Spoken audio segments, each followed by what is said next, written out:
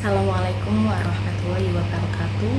Perkenalkan, saya Nadia Rusdiana dengan NIM 23030 654051 dari kelas PSC 2023 ingin menjawab soal UTS PPKN. Untuk menjawab soal yang pertama yaitu ketuhanan yang Maha Esa, fungsi Pancasila dan sila pertama adalah memberi pandangan bahwa sebagai warga negara terdapat nilai untuk mempercayai dan bertakwa kepada Tuhan sesuai agama dan kepercayaannya masing-masing. Fungsi tersebut menyampaikan pengertian juga bahwa antar umat beragama di Indonesia harus saling menghormati supaya tercipta kerukunan dan kedamaian. Untuk sila yang kedua, kemanusiaan yang adil dan beradab. Fungsi Pancasila sebagai pandangan hidup dalam sila kedua ini bermakna warga negara diminta memahami bahwa setiap manusia mempunyai derajat yang sama, maka perlu bersimpati kepada satu sama lainnya. Cara bersimpati ini bisa dengan menjaga dan membantu sesama, membela kebenaran dan keadilan, serta bekerja sama demi kedamaian negara. Untuk sila yang ketiga, persatuan Indonesia. Indonesia adalah negara yang terdiri dari banyaknya suku, budaya, dan pulau. Fungsi Pancasila sebagai pandangan hidup dalam sila ketiga adalah memberi pandangan bahwa yang harus diutamakan adalah persatuan, terus kesatuan dan kepentingan negara di atas kepentingan individu. Setiap warga negara juga wajib mempunyai kepribadian yang rela berkorban demi bangsa Indonesia, mencintai bangsa Indonesia dan tanah air, juga bangsa dan negara Indonesia. Pancasila untuk sila yang keempat adalah ajakan kepada setiap warga negara untuk tidak melaksanakan kehendak kepada orang lain dan mendahulukan kepentingan negara. Sila keempat ini menegaskan pentingnya musyawarah walaupun ada perbedaan pendapat dan cara pandang dari segi manapun. Sila yang terakhir atau sila yang kelima, keadilan sosial bagi seluruh rakyat Indonesia.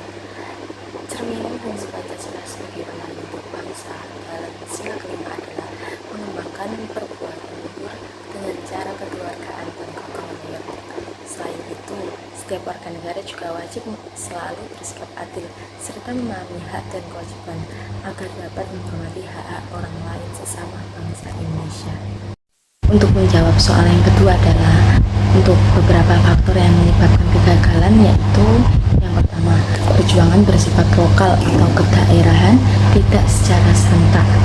Secara fisik menggunakan senjata tradisional seperti bambu runcing, golok atau senjata tradisional lainnya, sehingga kalah dalam persenjataan.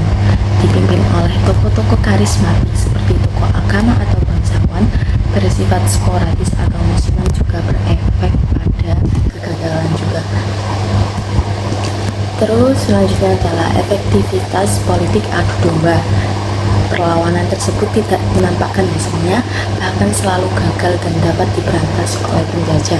Pada waktu itu, mereka berjuang bukan untuk Indonesia merdeka, tapi bagaimana cara untuk mengusir penjajah dari daerahnya. Untuk soal yang ketiga, kenapa rumusan sila pertama dalam Piagam Jakarta memang sempat menuai kritik? Beberapa tokoh perwakilan dari Indonesia Timur menyampaikan keberatan mengenai butir ke-1 tersebut. Alasannya, Indonesia tidak hanya dari kalangan umat muslim saja. Inilah yang jadi salah satu latar belakang perubahan sila pertama Pancasila. Alasan perubahan sila pertama Piagam Jakarta sebagaimana yang disebutkan di atas tadi adalah demi kepentingan bangsa dan negara yang memiliki berbagai suku, bangsa, serta agama. Kalimat perubahan ini mencerminkan bahwa bangsa Indonesia menjunjung tinggi toleransi, sehingga perubahan itu turut memperlihatkan komitmen pada pendiri bangsa dalam mewujudkan persatuan dan kesatuan. Untuk soal yang keempat, nilai sosial terbentuk melalui proses sosialisasi atau proses belajar. Nilai sosial menjadi bagian dari pemenuhan rasa puas dan kebutuhan manusia. Nilai sosial dapat mempengaruhi perkembangan diri individu baik secara positif maupun negatif.